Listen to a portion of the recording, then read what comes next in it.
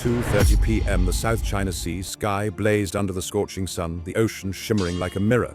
At medium altitude, a US Navy MH-60R Romeo helicopter quietly circled. It wasn't joyriding, but carrying out a critical mission, tracking a Chinese Type 039 diesel-electric submarine. This submarine had been submerged for 48 hours, nearly at the threshold of survival. With diesel engines, it had to surface or raise its snorkel to recharge batteries, like a human gasping for air after holding their breath too long. For American anti-submarine specialists, that was the golden moment, the instant the enemy revealed itself. The Romeo's crew consisted of 3 two-seasoned pilots and a sensor operations officer. Mounted on the helicopter's flank, a GAU-21 50 caliber machine gun gleamed metallic, ready to unleash armor-piercing rounds, capable of shredding a medium helicopter like the Z-10 in just a few bursts. On the sensor screens, the ALQ-210 ESM pods, the electronic vacuum cleaners, constantly scanned, capturing scattered signals. Every radar pulse, every transmission, even the distinctive vibration patterns of a submarine's propellers were logged. The US pilots knew well anyone watching them was also being watched. And just as predicted, China appeared. From the Xiamen base, a Z-10 attack helicopter roared into the sky. It was the pride of the PLA, China's new generation attack helicopter, with a fierce angular design hailed as the Chinese Apache. In reality, it still carried the imprint of the 1990s, when Russia sold technology to save its economy. The Z-10 pilot was given a simple order: drive away the US helicopter, assert China's sovereignty over the South China Sea. But he did not know that in the next 72 minutes, he would become a massive intelligence gift for the American foreign military. You are approaching Chinese territorial waters. Immediately. The firm voice blasted over the radio waves, raising a crackle of static. Inside the MH-60R cockpit, the 3 American servicemen merely glanced at each other and smirked. They knew perfectly well they were 50 nautical miles away from any Chinese territorial waters, entirely within international airspace. By law, they were not in the wrong. The other side was lying to the whole world. The Z-10 surged forward, weaving across Romeo's nose at a distance of 500 meters. Its fuselage shook, slicing through the air, deliberately closing in to intimidate. A burst of white smoke erupted. 2 blinding flares streaked across the sky, leaving fiery trails tearing through the field of vision. This was not an attack, but a performance. Like a small dog growling before a massive predator, the Z-10 was barking to score political points. But to Romeo's crew, it was nothing more than background noise. They responded not with weapons, but with cold military science. The sensor operator gave the order, deploy sonar. The auxiliary rotor unfolded the cable, slid down, and the heavy dipping sonar slowly lowered into the deep sea. A sharp electronic ping echoed, spreading across the water's surface like a heartbeat. Within seconds, the screen displayed a clear return. The Type 039 diesel submarine was still within tracking range. A silent message to Beijing: we are not distracted. Your submarine remains in our sights. Deep beneath the waves, Chinese submariners heard the sonar reverberate and panicked. The order was given: crash dive, emergency descent. The sub's nose pitched, downward engines roared, but this hasty maneuver produced a disastrous sound. Cavitation, air bubbles exploding around the propellers, audible for tens of kilometers. The metallic shriek of the hull under pressure, the clattering of water valves, steel plating straining. The entire US carrier group, from airborne radar to destroyer sonar, heard that dive. In underwater warfare, noise means death, and the Z-10 pilot had just inadvertently doomed his own allied submarine. 18 minutes passed. The Z-10 still clung close, trying to force its opponent to withdraw. The Chinese pilot strained, gripping the control stick tightly. Then the long-awaited moment arrived. In his headset, the prolonged beep-beep sounded. The radar had locked onto his target. A red light on the control panel flashed, signaling Romeo in sight. He let out a slight chuckle, a surge of triumph rising within him. At last, he had forced the American Hawk to bow its head. But that confidence lasted only 3 seconds. Somewhere beyond his line of sight, a US Navy EA-18G Growler lay in wait. With a simple flick of a switch, its ALQ-99 jamming pods unleashed a devastating electromagnetic field, sweeping straight into the Z-10's radar. Instantly, the Chinese pilot's screen turned into an electronic nightmare. The American target didn't disappear, it multiplied into 12 different ones. Some flew backwards, some teleported instantly. Even one signal appeared right inside his own cockpit. Signals scattered, chaotically shifting frequencies non-stop. This was the power of US electronic warfare, the so-called frequency agile system, hopping frequencies dozens of times per second faster than any Chinese radar could follow. For the Z-10 pilot, it felt like fighting in a delirious dream. And that wasn't even the worst part. Suddenly, the warning screen lit up. The entire US carrier group had locked onto him with spy radar.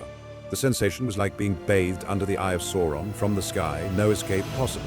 The roar of engines echoed from afar. FA-18 Super Hornets were one by one launching from the carrier's deck. It didn't rush to attack, but the sight alone was enough to say, Romeo is never alone. To challenge a single US helicopter is to challenge the entire Pacific Fleet. Inside the Z-10 cockpit, sweat trickled down the pilot's face. He changed frequencies, boosted power, shut down, then restarted his radar. It was useless.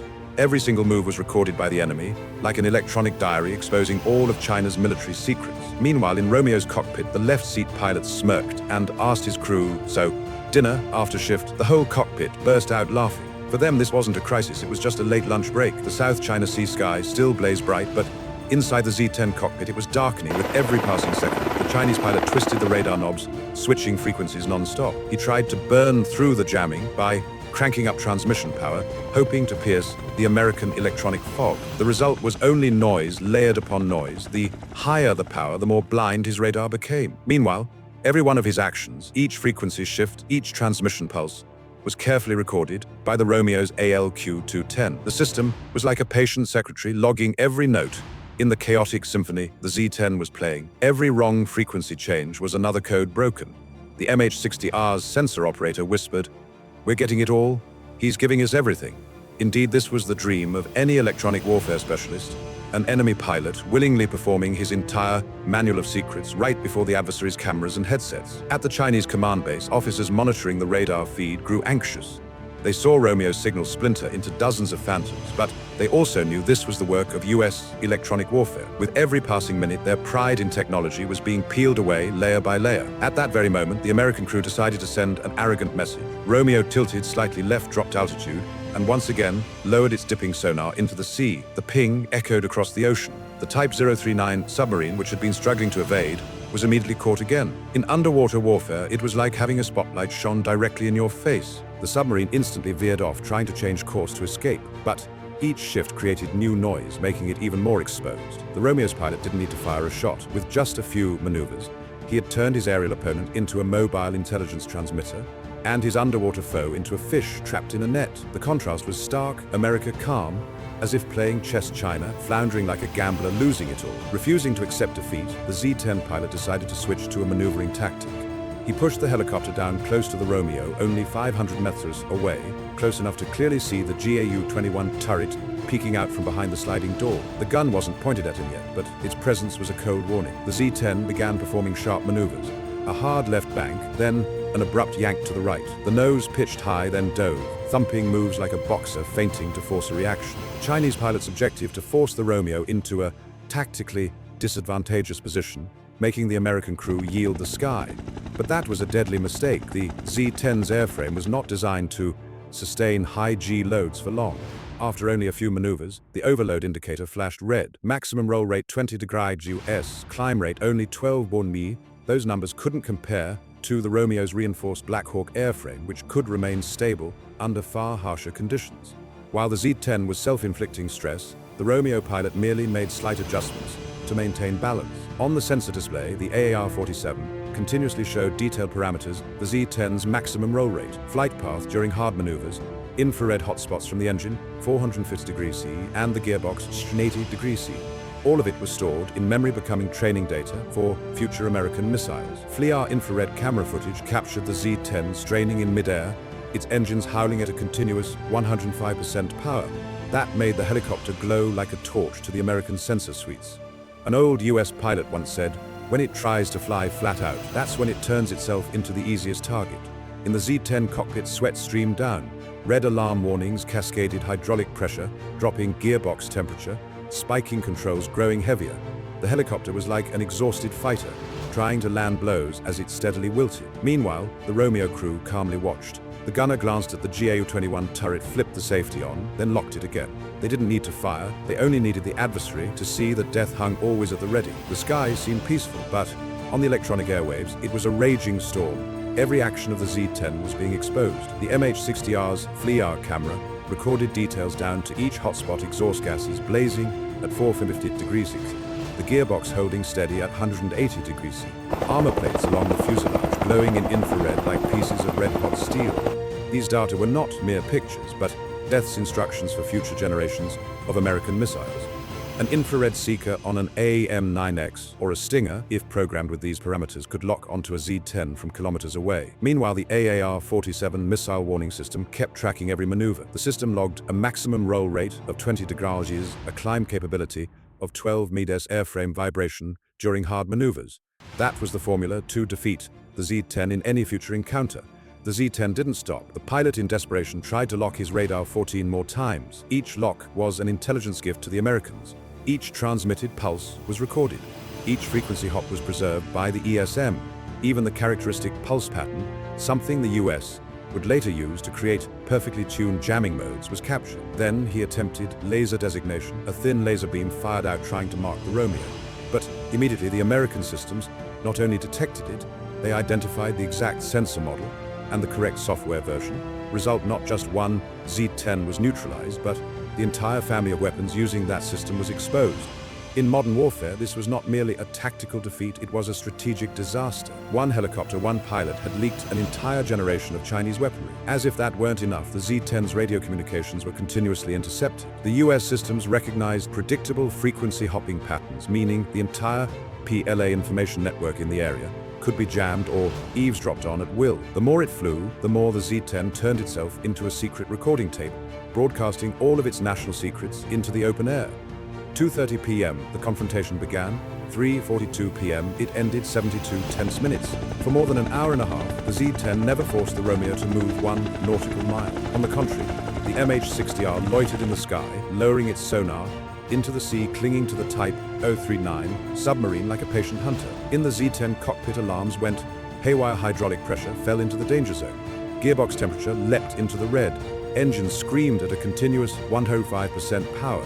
Controls grew heavy and sticky, as if the aircraft itself were refusing to obey. The pilot knew well if he pushed for a few more minutes, the helicopter could simply fall into the sea. But retreat would mean a court-martial. He chose silence to report nothing further because he knew commanders on the ground had already seen everything on the radar. His failure required no words. It was exposed to the whole military. Aboard the MH-60R, the crew was almost nonchalant. They exchanged briefly, maintain altitude, continue tracking.